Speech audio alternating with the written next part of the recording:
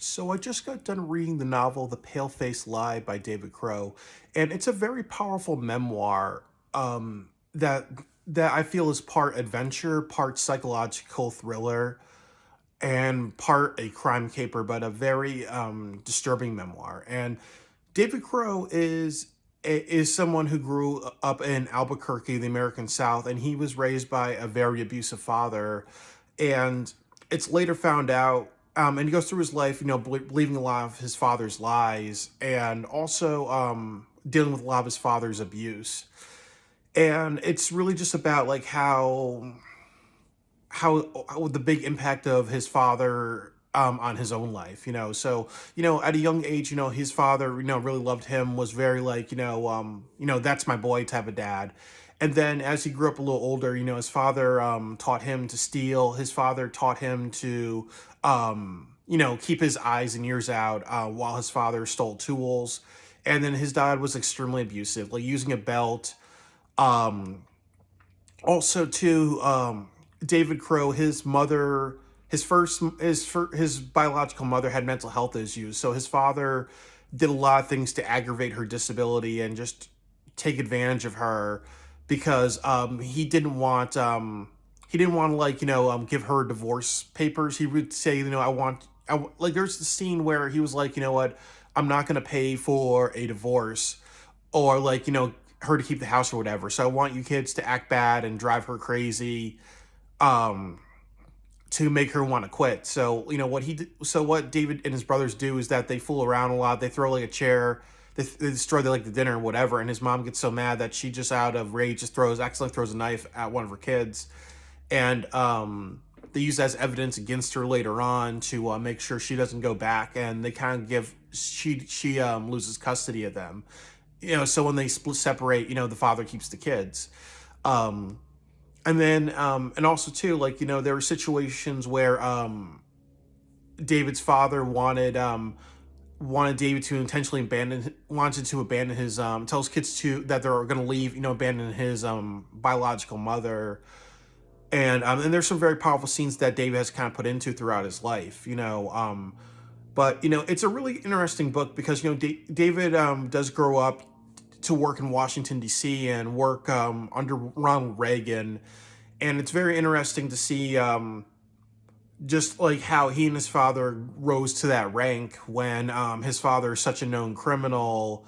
Knowing he had a lot of criminal activities, and that was not really traced. So um, it is a very interesting book, but I really loved. I think there's a lot of things that I really like about this book. I think that they did a really good job with David's father. I think his name is Thatherton. I forgot, or Thalton or something like that.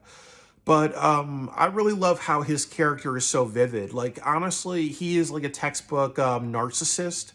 There is something in that says he has an extreme inferiority complex, and I would say that he is like a textbook sociopath and has a huge victim complex. He feels owed because he has stories that he was abused as a child. He does lie about his heritage. He does say that he has an Indian heritage and he has Native American heritage. But I think what it says is that he that's actually not true. He actually has an Irish heritage. So like he's definitely just trying to like come off as Indian so he can kind of come off as a victim. And also too, he's always putting down his son. He's always telling his son to be appreciative, and he's always like pinning family members against each other and other stuff like that. So and it's really just amazing how they kind of capture like how David's character, this is first person, like how David is manipulated by his father and just almost like a victim of his father through his entire life. And I think that's very powerfully done because there are people that psychopathic that will do that to their own children. And then there are some people like who have nothing going on for them. They lived bad lives, or they've had bad childhoods, so they spend their entire life abusing their own family members, or growing up to victimize, to make their children their victims. And then when their children grow up, they act like victims in return. They're always going to play the role of um, an abuser becoming abusive, and then always playing the victim card. Um, Yeah, yeah, very powerful stuff. And I really would say that it's really helped out my life a lot with this book. I've had a couple of rough years in my life, and I remember, like, when my first job, I got out of college, I worked for a manager who was an extremely abusive person. And when I look at this book, I kind of just see how manipulative and sociopathic people think. David's father, he is always looking for somebody's weakness. He is, like, always feeling, smarter than other people just by being able to manipulate others. And I also understand, like, in return, he feels that he's a very, very weak man. Like, he is bullying and manipulating people to overcompensate for the fact that he's hurting from his own childhood or past experiences or not growing up with a lot. Um, I would also kind of say too that it's kind of helped my life out as well because you know I've um, I've had ups and downs with my own life, and I've done some things that I'm not proud of in my own life. Um, I've always learned the past like 10 years while I've dealt with depression and just overcoming some rough patches in my life. That you always have to make sure other people's feelings matter. Just because life was insensitive to me doesn't mean I should be insensitive to other people. And that's the big thing that I've learned about this book. And because David's father, he is a man that if it's true that he had a very bad childhood, grew up during the depression, didn't have a lot, was forced to work long hours, got like abused and other stuff like that. Um, that doesn't give you no right to hurt other people. It doesn't give you a right to be insensitive. And in the end of the day, you feel like a huge waste. And I did hate the ending of the book where David learns to forgive his father ultimately, because he did say that he learned that forgiveness is the best closure. And I kind of say that that's a bad attitude, because sometimes when you forgive really terrible people, you are teaching complacency. And I just don't believe in that. I believe that, if somebody's a bad person, you have to always see them as a bad person. You don't forgive them. There's some things that my parents have done. There are good, overall they're really good people. But there's some things that I will never forgive. I found that my biological parents, one of them was extremely abusive. One of them almost like murdered her own kids after we were adopted away from her. I'll never forgive my biological birth mother for that.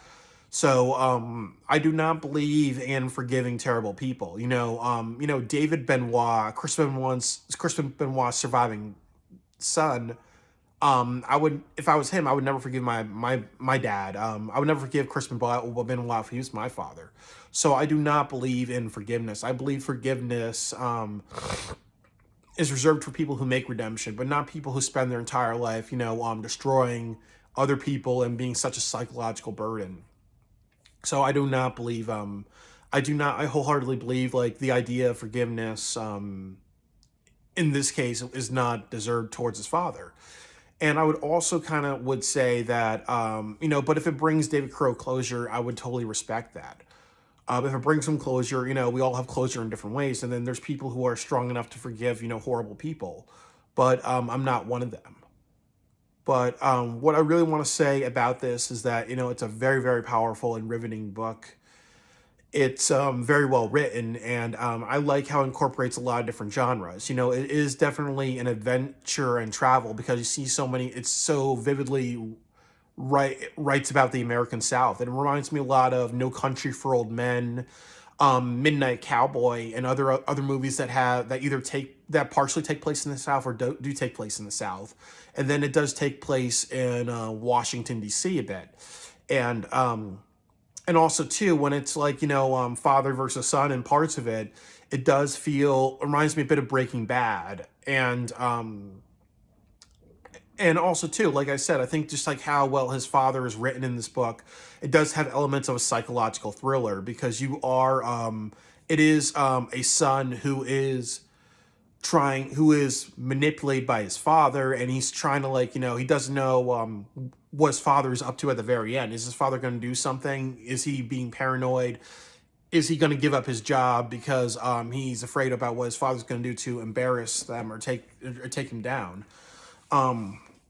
And like I said, that I think that without psychoanalyzing or any psychoanalysis within this book, his father is someone with extreme like narcissism disorder, extreme maybe borderline personality disorder, just like very vindictive, very overreactive, and somebody who is very like abusive. And I think like he's also extremely manipulative. So I think that he's a textbook sociopath. But I would also kind of would say that it's just really really sad like how he abuses people and he just gets away with it. And it's also really sad that he really abused his first wife. And obviously people who are sociopathic and narcissistic, they find weaknesses in people, so it makes sense that he would marry a girl like Mona who has like mental health issues, because he sees opportunities, so I think that this book also teaches us a lot about, looking out for our own relatives who have mental health issues. And if they're involved with people that are kind of taking advantage of them, or that people are taking advantage of somebody, you have to kind of stand up for them, or just like tell the person who's being taken advantage of, that person has a lot of issues and you really have to do something about it, because you don't want to, because you're accountable for who you're involved with. It could lead down a very bad life. But yeah, and then the last thing I want to touch about is that about like this place is in American literature. Um, David, this book takes place between like the 1960s, the early 1960s when David was born, all the way until like the 1980s. So it really kind of covers like 28 years of his life, and then the epilogue kind of covers him at like 52 years old, just writing about this book. But it does kind of like talk about like it presents like a very Bukowskian America, like Charles Bukowski, because with Charles Bukowski, he wrote about the 1930s, but he kind of brought up like about like that people were inappropriate and were profane and did a lot of other bad stuff. When we think of the 1950s and the 1930s, we kind of almost have that approach in America, where we kind of think it's the good old days.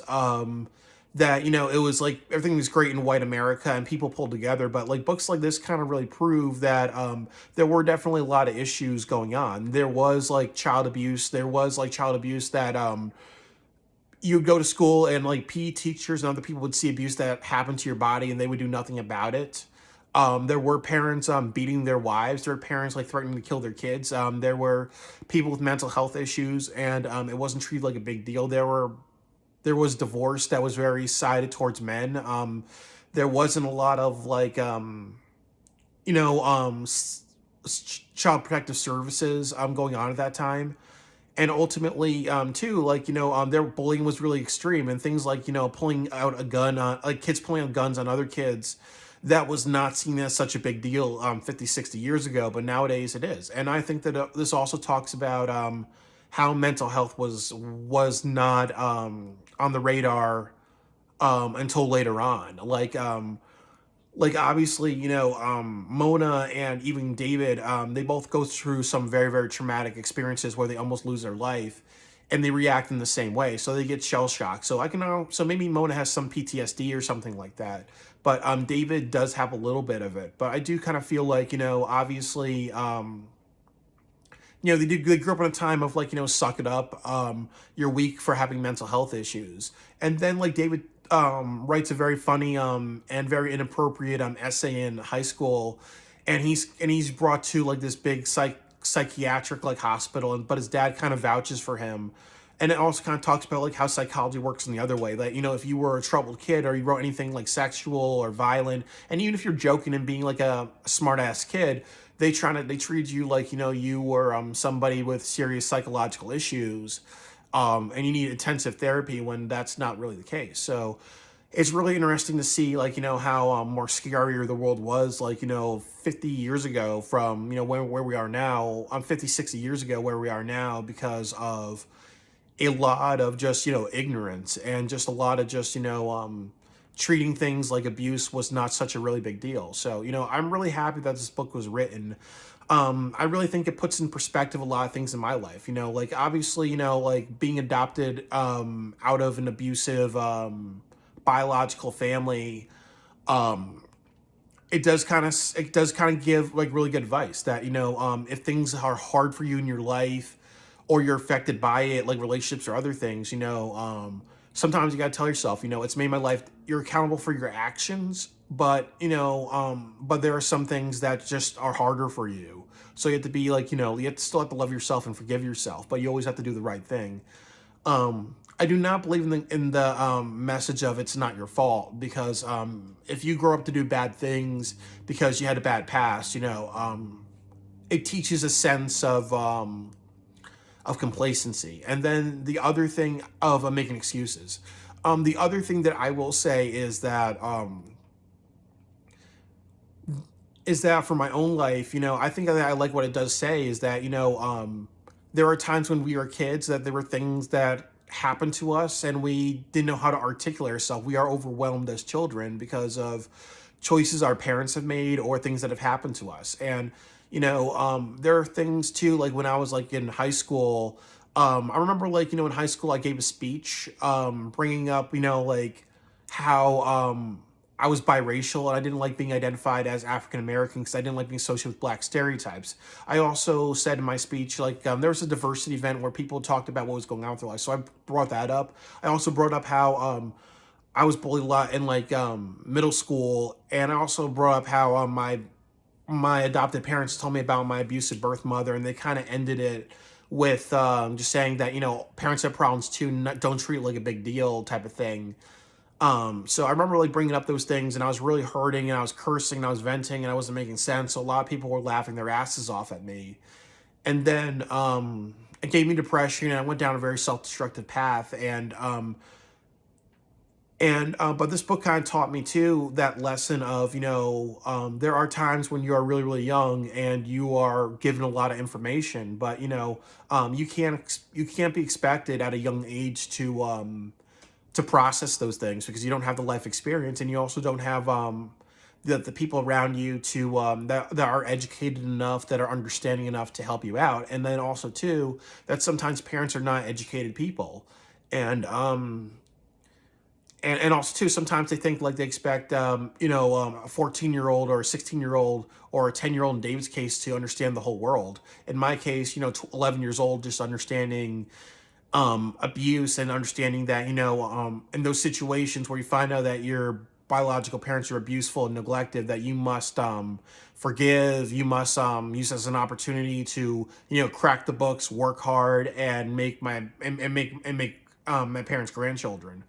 um so, with my own life, and with how I've heard about stories of abuse, and how I've dealt with bullying, how I've dealt with racism, how I've dealt with a lot of situations, and I'm adopted into a white family who considers me black, even though I'm biracial. I was misdiagnosed with a disability, and they consider me like extremely disabled when I'm not.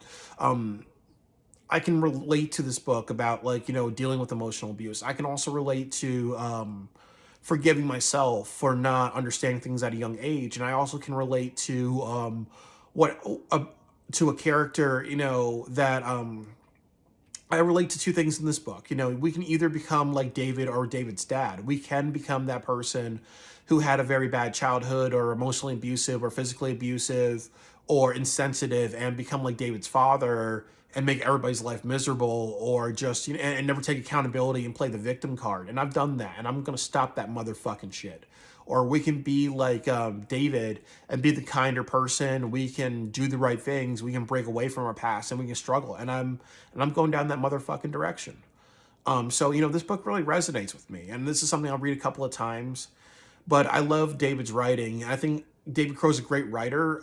He's someone who has dyslexia, and he's managed to write an amazing book. And I think that, when I look at this book, I see a man that is living his life the best that he can. He's not somebody who wants to be a victim. And that's something I'm going to do with my life as well. I'm going to I'm in a tough situation right now. Um and I just don't know what's going to happen to me next. But I know that, if I get out whatever situation that I'm in, that I get out of, I'm gonna learn from this book. I'm learning from this book a lot about, choices in life, and just, the effect that you have on other people, and the effect that you have on other people when you're an abused person becoming an abuser, or when you're an abused person and you work hard on not being the same type of person, but you're struggling because of the pain of the past, you know. So I think David Crow is a very persevering person. I would consider him a role model through his writing and what I've learned from this book. And you know, I hope his heart heals, and I hope he kind of learns that even if even though he decides to forgive his father, he still has to give an account that he was not a good guy, and just always remember that, because if not, then you're living a life of just forgiving bad people, and and I don't believe in that. All right, that's all I gotta say about David Crow's The Paleface Lie. It's an amazing book. It's always going to be on my bookshelf, and so far this is the best book of 2021 that I've read.